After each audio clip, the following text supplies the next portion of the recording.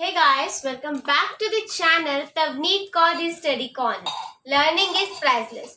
Hopefully आप सभी ने अकाउंट्स की सीरीज देख ली होगी एंड माइक्रोइकोनॉमिक्स के जो चैप्टर्स हमारी चैनल पर अपलोड है वो आपने देख लिए होंगे. तो आज बात करते हैं बिजनेस स्टडीज, जो कि बहुत ही रिक्वेस्टेड वीडियो है. So let's begin.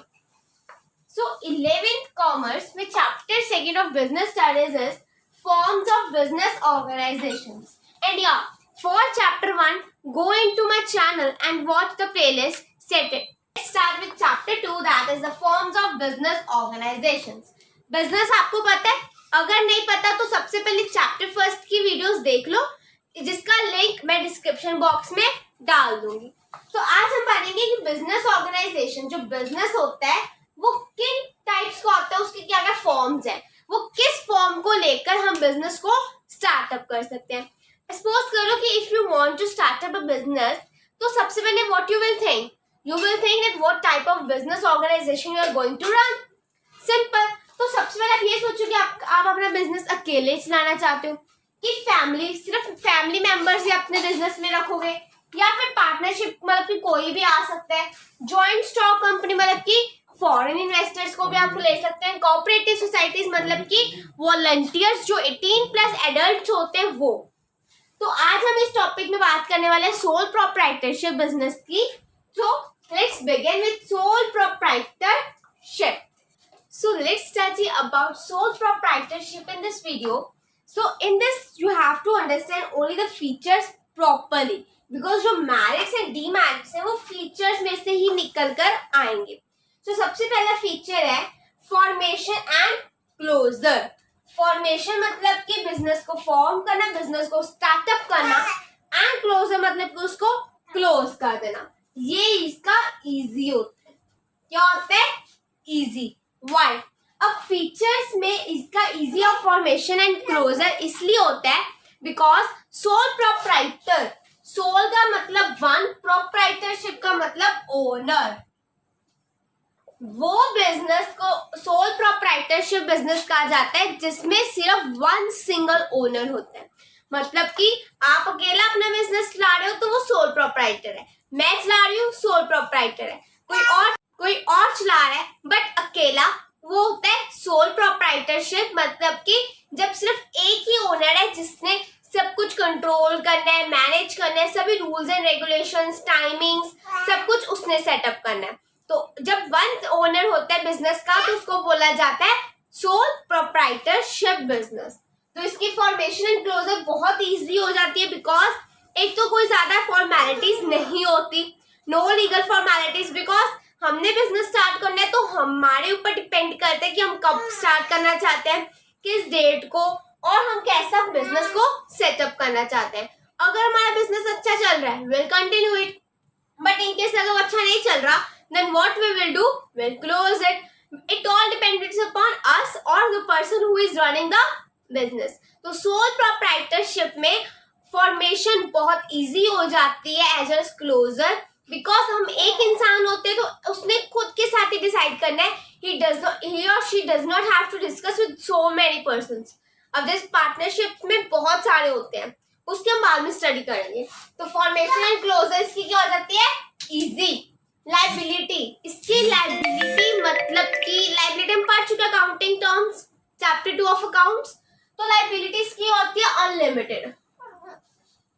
अनलिमिटेड आपको पता है, अनलिमिटेड कॉल्स जैसे मिल जाती है जब हम बैलेंस डलवाते हैं. तो आपको अनलिमिटेड का मतलब तो पता ही है. अनलिमिटेड मतलब कि जिसकी कोई लिमिट नहीं है, जिसकी कोई सीमा नहीं है, लगे रहो. तो इसकी लाइबिलिटी अनलिमिटेड होती है बिकॉज लाइबिलिटी का मतलब आपको पता है जो आपके लिए अच्छा नहीं है, या फिर एक तरह से आपकी रिस्पॉन्सिबिलिटी, ठीक है, जिसके लिए आप रिस्पॉन्सिबल हो. तो अगर बिजनेस के एसेट्स फुलफिल नहीं कर रहे बिजनेस के डेट्स को, अगर आपने लोन ले लिया और आपकी जो शॉप है सोल प्रोप्राइटर वाली वो रेंट पे है, या फिर whatever the reason is, आप अपने डेट्स को कंप्लीट नहीं कर पा रहे, आप लोन वापस नहीं कर पा रहे, then what you will do, आप खुद के पर्सनल एसेट्स को यूज करोगे. हमने बिजनेस एंटिटी कॉन्सेप्ट किया है चैप्टर नंबर 3 में, जिसके मुताबिक कि बिजनेस अलग है, ओनर अलग है. तो जब बिजनेस के पूरे एसेट्स नहीं लगते, डेट्स को कंप्लीट करने में तब क्या होता है, हम बिजनेस के डेट्स को किसने कंप्लीट करना है, ऑब्वियसली वी, जो बिजनेस को चला रहा है वो ही कंप्लीट करेगा, बिकॉज वो किसी और से हेल्प नहीं ले सकता। बिकॉज क्यों, क्योंकि उसका सोल प्रोप्राइटरशिप बिजनेस है and he is the only single owner of that business. तो क्या होता है, इसकी लायबिलिटी अनलिमिटेड होती है, वो खुद के एसेट्स को यूज करता है, पर्सनल एसेट्स को बेचता है, लाइक कार, टेलीविजन और अपना लैंड भी। सो लायबिलिटी इसकी अनलिमिटेड होती है। कंट्रोल 100% कंट्रोल होता है सिंगल ओनर का। अब सपोज कर लो आपका बिजनेस है, तो आप ही डिसाइड करो कि आप अपने बिजनेस में क्या क्या करना चाहते हो, what type of rules and regulations you want to run up, or what type of setup you want, what type of business you are running. So it all depends upon you because you are the single owner. तो पूरी 101% control किसके hands में, obviously you. No one can interfere in your business. तो इसमें interference बिल्कुल भी नहीं होती, which is a good merit, which is good thing of this business. मतलब कि पूरा कंट्रोल किसके हाथ में, जो बिजनेस चला रहा है 100% कंट्रोल है।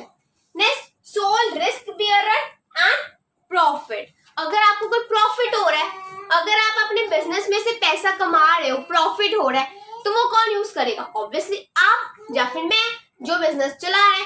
जो बिजनेस चला रहा है वही मेहनत कर रहा है, वही बिजनेस में एसेट, तब उसको ये प्रॉफिट, चाहे वो 10 लाख का प्रॉफिट कमाए, चाहे वो 20 लाख का प्रॉफिट कमाए, वो सब उसके पास ही रहेगा, बिकॉज उसको किसी का शेयर नहीं करना, वो सिंगल ओनर है, सिंगल उसने कैपिटल इन्वेस्ट की है, तो वो खुद ही प्रॉफिट रखेगा। रिस्क बियरर, इनकेस अगर रिस्क हो जाता है, हमें नहीं पता ना कि हमारे बिजनेस में रिस्क होने वाला है कि प्रॉफिट, हमें नहीं पता कि हम कैपिटल अगर 10 लाख लगा रहे हैं तो हमें 20 लाख का प्रॉफिट आएगा कि नहीं, हमें नहीं पता कि हम 10 लाख की कैपिटल लगा रहे हैं तो हमें 5 लाख भी कमाई होगी कि नहीं। तो it is all risky work, कुछ भी हो सकता है, बोथ द साइड्स, ठीक है, रिस्क भी हो सकता है, लॉस भी हो सकता है, प्रॉफिट। अगर प्रॉफिट हो रहा है तो खुद रखोगे, अगर कोई नुकसान हो रहा है, कोई रिस्क हो रहा है, then also you have to suffer, because आप अकेले ओनर हो। Next comes no separate entity. जैसे हमने पढ़ा है बिजनेस एंटिटी कॉन्सेप्ट के अकॉर्डिंगली, जितने पार्टनरशिप बिजनेस होते हैं उनकी अलग एंटिटी, अलग सेपरेट पहचान होती है विद द ओनर, मतलब कि there is a distinction between the owner and the business entity. Business को अलग माना जाएगा एंड ओनर के एसेट्स को, ओनर को अलग माना जाएगा। But in the case of sole proprietorship there is no separate entity. उसको लॉ के अकॉर्डिंगली भी कोई भी परफेक्ट वो नहीं दिया गया एंटिटी की सेपरेट है, क्योंकि इसमें अगर कोई नुकसान हो रहा है तो बिजनेस को खुद की लायबिलिटीज लगानी पड़ेगी। अगर बिजनेस के डेट्स नहीं कंप्लीट हो रहे तो ओनर को खुद के लगाने पड़ेंगे। तो इनको डिफरेंशिएट नहीं किया जाता, इसको कोई सेपरेट एंटिटी नहीं मिली according to the law, it is not legally recognised. Next comes lack of continuity. Continuity, you know, continuity मतलब कि कंटिन्यू रहना। अगर कोई काम कंटिन्यूटी पे हो रहा है तो उसको बोलते हैं कंटिन्यूटी, बिकॉज वो काम डेली हो रहा है इन रूटीन और रेगुलर बेसिस, तो इसकी लैग कर जाती है चीज। अगर सिंगल ओनर है, सपोज कर उसको फीवर है, तो उस दिन शॉप क्या हो जाएगी, बंद। वो उसके साथ कोई भी गलत काम हो गया, वो जेल है, तो हो गई दुकान बंद। उसकी डेथ हो जाती है, उसकी दुकान बंद। ट्रांसफर हो जाती है तो उसकी दुकान बंद। मतलब कि इसकी कॉन्टिन्यूटी बहुत ज्यादा लैग कर जाती है, इन बिकॉज उसका सिर्फ सिंगल ओनर है, उसने खुद नहीं सब कुछ मैनेज करना है, उसने सब कुछ कंट्रोल करना है, तो इसकी कॉन्टिन्यूटी लैग कर जाती है in the case of sole proprietorship, because कुछ भी हो सकता है, we are not aware of a single minute. तो ये होते हैं फीचर्स। अब हम इनमें से निकालते हैं अपने merits and demerits. Easy form and closure, मतलब कि हम इजीली अपने बिजनेस को फॉर्म कर सकते हैं, इजीली अपने बिजनेस को क्लोज भी कर सकते हैं। तो ये बताओ मैरिट में आएगा कि डीमेरिट, आपका ये फायदा है कि नुकसान, ऑब्वियसली फायदा, तो it will come in the merits. आगे ease of formation and closure. Liability unlimited, आपका ये बहुत ज्यादा बड़ा नुकसान है, बिकॉज आपको खुद के एसेट्स को बेचकर बिजनेस के डेट्स को कंप्लीट करना पड़ रहा है, तो it is a demerit for your business. Unlimited liability, unlimited liability is a demerit because हमें खुद के एसेट्स को यूज कर क्या करना पड़ता है, बिजनेस के डेट्स को कंप्लीट। Next comes control, 100%। कोई भी इंटरफियरेंस नहीं है, कोई भी नहीं आया कि आपकी हेल्प करने में कि ये डिसीजन ले लो, कोई नहीं अपनी सलाह दे रहा, आप खुद की मर्जी चला रहे हो। Then what will this will happen, it is the merit. आपके लिए बहुत बड़ा फायदा है, आपको ज्यादा खींचना नहीं पड़ेगा, खुद की कंट्रोल है, आपको खुद का ही मैनेजेबल है। So it will come in the merits, that is control और क्विक डिसीजन।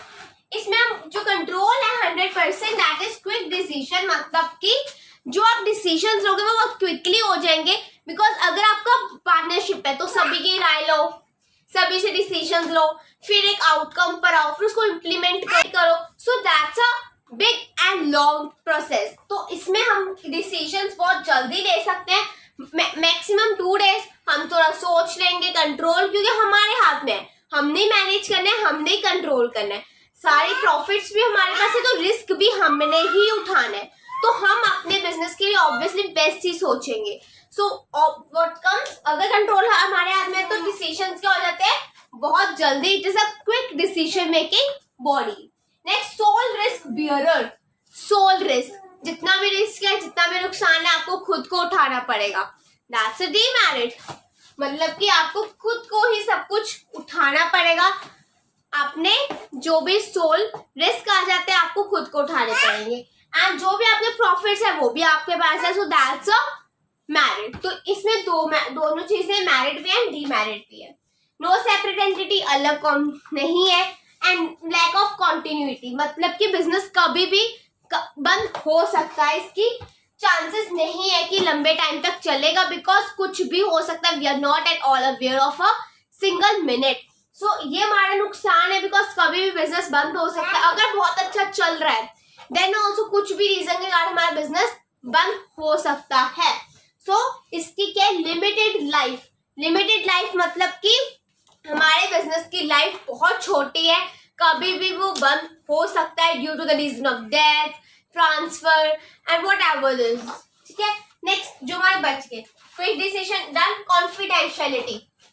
आपने अपने बिजनेस के लिए आप हमेशा बेस्ट सोचोगे, बिकॉज बिजनेस का मोटिव होता है to earn more and more of money to maximise his or her profit.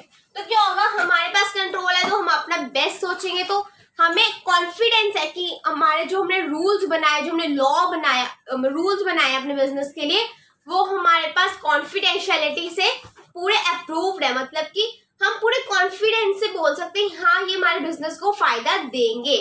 तो जो हमारे डिसीजंस हैं वो हमारे लिए कॉन्फिडेंशियल हो जाते हैं, मतलब कि हम उस पर पूरे मतलब कह लो कॉन्फिडेंस से अपना हक जमा सकते हैं। Next incentive. इंसेंटिव मतलब कि अगर आप किसी और के अंडर काम कर रहे हो तो आपको ये होगा मन में थोड़ा सा कि मैं इतना काम कर रहा हूँ और मुझे सैलरी तो कम है, so why should I do much of hard work. आप कम हार्ड वर्क करोगे, बट यहाँ पर डायरेक्ट इंसेंटिव हो जाता है, खुद का बिजनेस है, then you will try to put more and more of efforts, and sole proprietor तो सबसे बेस्ट ये हो जाता है कि जितना भी प्रॉफिट है अपने पास ही आएगा, तो आप ज्यादा से ज्यादा मेहनत करोगे ताकि आपके पास ज्यादा से ज्यादा प्रॉफिट आ जाए। सो it is direct incentive. Next is sense of accomplishment. It states कि अगर हम किसी और के लिए काम कर रहे हैं तो हम हार्डवर्क नहीं करेंगे ज्यादा जितना हम अपने बिजनेस के लिए करेंगे, वो हो जाता है इंसेंटिव। अगर हम किसी और के लिए कर रहे हैं तो हमें इतनी सेटिस्फेक्शन नहीं मिलेगी, चाहे हम काम कम करें और हमें सैलरी ज्यादा हो, देन ऑल्सो हमें सेटिस्फेक्शन नहीं मिलेगी, because we are working for someone else under someone own rule. तो इसमें सेंस ऑफ अकम्प्लिशमेंट हो जाता है, मतलब कि हमें पूरी सेटिस्फेक्शन होती है कि हमने इतना काम किया, इतनी मेहनत की, तो हमारे प्रॉफिट में हमारे पास आए। So it is sense of accomplishment status to be satisfied with your work. Ease of formation closure I explain. Limited resources, या अगर आप अकेले हो, आप अकेले चला रहे हो बिजनेस, तो आपके पास जितने रिसोर्सेज होंगे आप उतने ही लगा पाओगे। अगर आपके पास एक कार है तो आप एक ही कार को यूज कर सकते हो अपने बिजनेस में, बट इनकेस अगर आपके पास पार्टनरशिप बिजनेस है, बहुत सारे पार्टनर्स लगा रहे हो, तो सभी के एसेट्स, सभी के रिसोर्सेज, सभी की मनी यूज होगी। सो इट इज द डीमेरिट कि हमारे पास जितना सामान अवेलेबल होगा, जितने रिसोर्सेज होंगे, जितनी मनी होगी, जितनी हमारी कैपेसिटी होगी, हम उतने में ही अपना बिजनेस लगा पाएंगे। लिमिटेड लाइफ, आई टोल्ड की लाइफ छोटी होती है, कभी भी हमारा बिजनेस बंद हो सकता है।